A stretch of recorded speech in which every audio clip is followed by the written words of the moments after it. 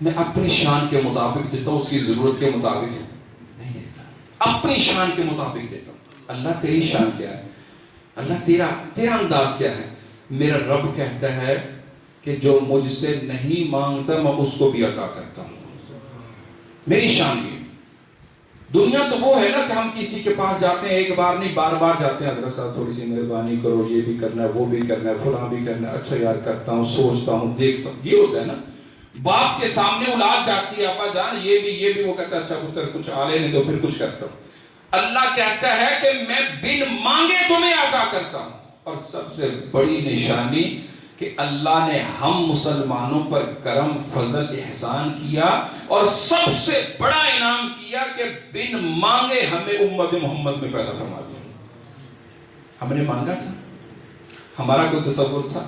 یہ امت محمد وہ ہے، یہ نبی وہ ہے۔ اس نبی کی شان یہ ہے کہ نبی بھی اللہ سے دعا کریں، پہلے نبی بھی اللہ سے کہیں کہ اللہ ہمیں امت محمد میں پیدا فرما۔ اللہ ہمیں نبی ہونے سے زیادہ افضل یہ لگتا ہے تیرے محبوب کی امتی ہو جائے، لیکن آج نہ ہمیں محبوب کی قدر ہے، نہ نبی کی قدر ہے، نہ نبی کو بھیجنے والے کی قدر ہے۔ جو نبی لے کے آیا نہ اس کی قدر ہے۔ ہم کچی پکی روٹی اللہ کی قسم بڑے طریقے سے دیکھتے ہیں، ہم جناب فضائل اعمال کو بڑے مقدس طریقے سے پڑھتے ہیں، بہشتی زیور کو، ہدایہ کو اور دیگر کتابوں کو بڑے سینے سے لگا کے رکھتے ہیں۔ جب بات قرآن اور حدیث کی آتی ہے کہ نہیں اصل میں نہ ہماری سمجھ میں نہیں آتا، اصل میں نہ جناب یہ بہت دور کی بات ہے، اور بڑے جناب مقام اور علم کے لیے اس کی ضرورت ہے اس کو سمجھنے کے لیے۔ جبکہ میرا رب کیا کہتا ہے؟ وَلَقَدْ يَسَّرْنَا القرآن لِلذِّكْرِ فَهَلْ مِن مُدَّكِرٍ۔ کوئی تدبر کرنے والا، کوئی غور کرنے والا، کوئی فکر کرنے والا ہے؟ میں نے اس کو تمہارے لیے انتہائی آسان بنا کے نازل فرمایا۔ مولوی کیا کہتا ہے؟ تمہیں سمجھ، وہ کہتا ہے تمہیں سمجھ نہیں آئے گی۔ اللہ کہتا ہے میں نے آسان بنایا، وہ کہتا ہے نہیں تیری پہنچ سے بہت دور ہے، تو نہ پوچھ، تو نہ جان کے یہ کیا، جو میں نے کہہ دیا وہ کر لے۔ اللہ اکبر۔ لیکن میں کہتا ہوں نہیں، آئیے اللہ کے قرآن کی طرف۔ تو بات دور نکل گئی، ہم ایک نہیں کسی ایک مسئلہ کو دیکھ لیں۔ تبلیغ کی بات ہو رہی تھی، علم کی بات ہو رہی تھی، ہم اگر سخاوت کی طرف آئیں، رسول اللہ صلی اللہ علیہ وسلم نے فرمایا جو اللہ کے راستے میں 1 روپیہ دیتے ہیں اللہ کتنے دیتا ہے؟ کتنے دیتے ہیں؟ یہ تو 70 عدد لگا دیا نا، 70 عدد لگا دیا کہ اتنا ہے، لیکن فرمایا ذالک فضل اللہ یؤتیہ من یشاء، اس سے جتنا وہ بڑھا دے اپنا فضل اور احسان فرما دے اسے کو پوچھنے والا نہیں ہے۔ اللہ تعالیٰ نے ایک ٹہنی کے اندر، ایک بالی کے اندر مثال دے کے فرمایا ایک بالی کے اندر 100 دانے ہے، تو ایک بالی کے اندر 100 دانے لگتے ہیں۔ فرمایا اللہ تعالیٰ اس ایک 100 دانے کو 700 گنا تک تمہارے اوپر کرم اور فضل فرما کے اس کو بڑھا دے، اللہ کو پوچھنے والا۔ پھر نبی علیہ السلام نے کیا اس کی مثال بیان فرمائی، فرمایا کہ اللہ رب العالمین کے پاس اتنے خزانے ہیں اور ایسے خزانے ہیں اور ایسی اس کی عطا کرنے کی شان ہے۔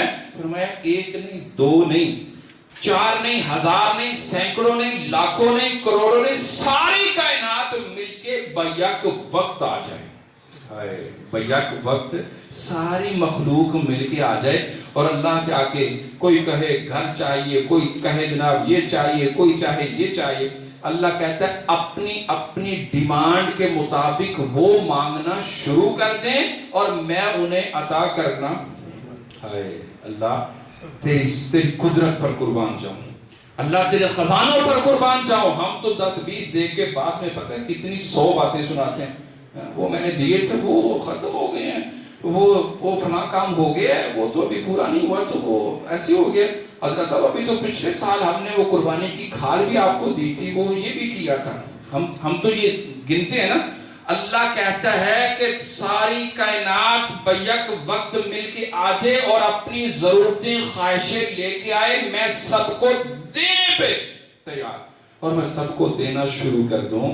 اللہ کہتا ہے کہ سب کی ڈیمانڈیں پوری ہو جائیں، سب کی خواہشیں پوری ہو جائیں، ضرورتیں پوری ہو جائیں۔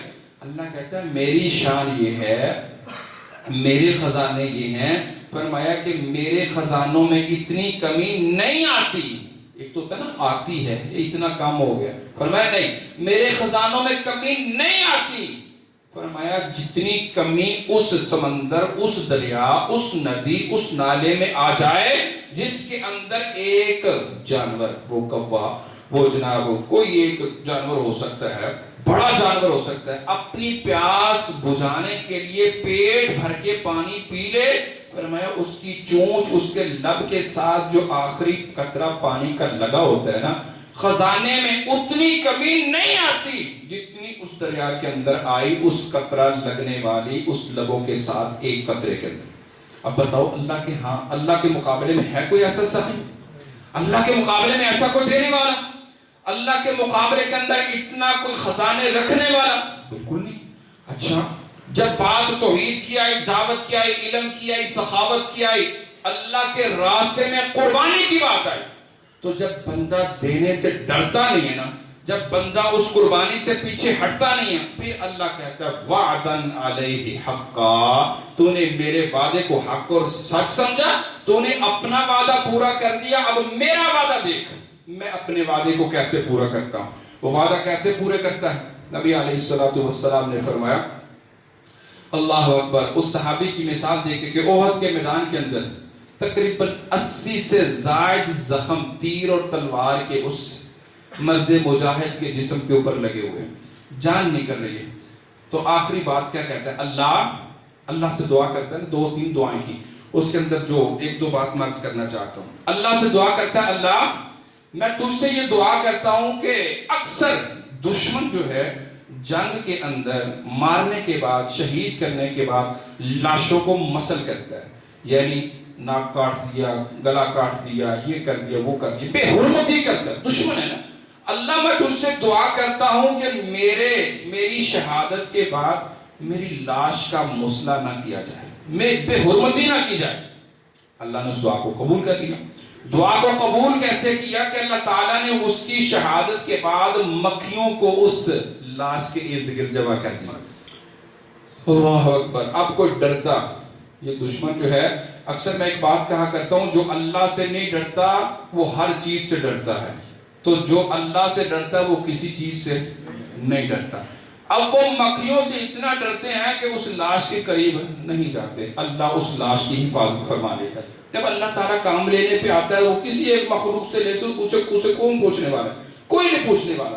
دوسری دعا کیا کرتا ہے کہ اللہ یہ جو شہادت کا مزہ ہے، یہ جو شہادت والا معاملہ ہے، اللہ آخرت میں تو نے وعدہ کیا ہے کہ دنیا کو بتائے گا، دنیا کو دوسروں کو بتائے گا، لیکن اللہ میری اس دعا کو شرف قبولیت عطا کر کے میرے پیچھے رہنے والوں کو اللہ اس کی خبر دے دے، اس کی خبر پہنچا دے۔ اب احد کہاں، مکہ کہاں، مدینہ کہاں، دوسرے ساتھی کہاں، رسول اللہ صلی اللہ علیہ وسلم کہاں پہ موجود ہیں؟ پیچھے۔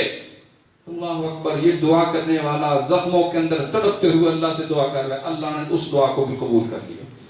اللہ نے رسول اللہ صلی اللہ علیہ وسلم کو خبر دے دی کہ تمہارا ساتھی اللہ اکبر اس وقت اس کیفیت میں ہے، اس حالت میں ہے، لیکن وہ دعا کے الفاظ کیا کہتا ہے؟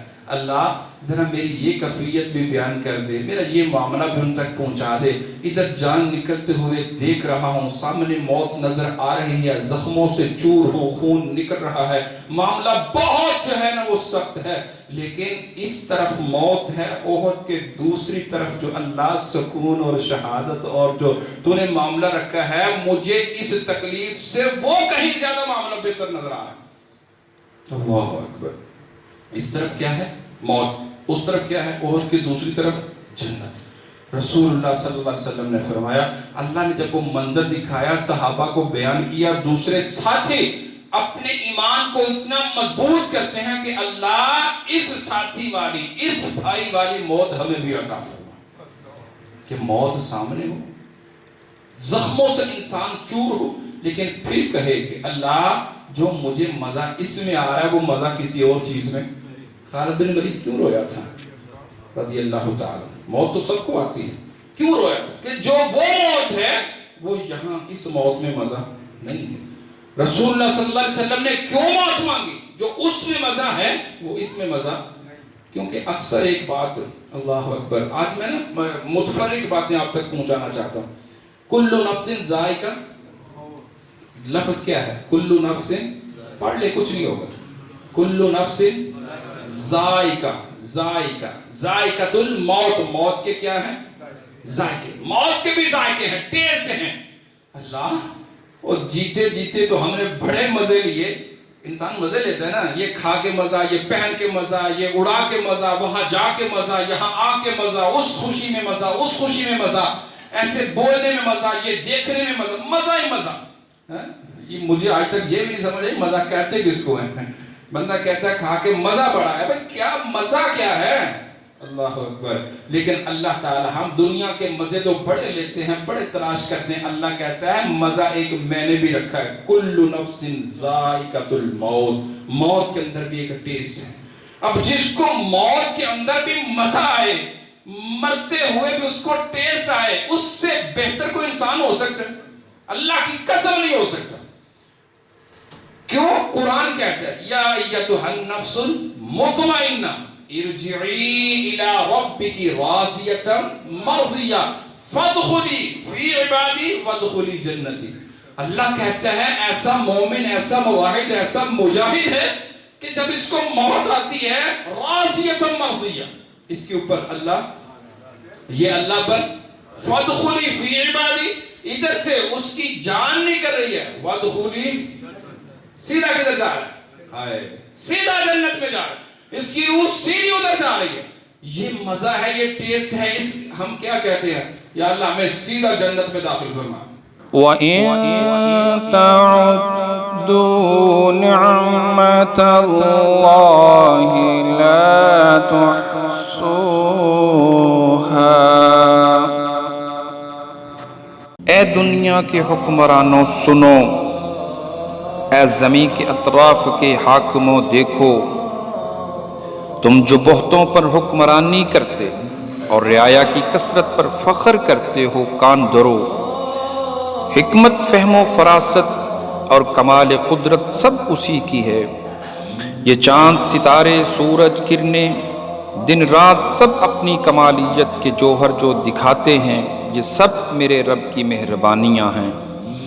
رب ذوالجلال کی قدرت کے جب چشمے پھوٹتے ہیں تو پھول، کلیاں، باغیچے، گلشن، ہریالی، پودے، یہ دھرتی کے سب نظارے، یہ دریا و سمندر، یہ ندیاں اور نیلے پانی کی آب اشارے، یہ نظام ہستی کو چلانے والے، میری سب دعائیں، التجائیں، مسکراہٹیں، محبتیں سب رنگ لائیں، اور پھر چہروں پر خوشیوں کے گیتوں کی ہو مہکار، تو ہر دل سے نکلے میرے رب کی ہیں مہربانیاں.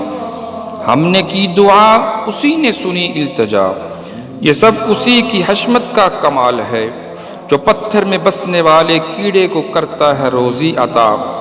ہم سبوں کا پالنہار، جس نے پرندوں کو گنگنانے کی قوت بخشی اور لبوں پر آنے والی صدائیں، یہ سب ہیں میرے رب کی مہربانیاں.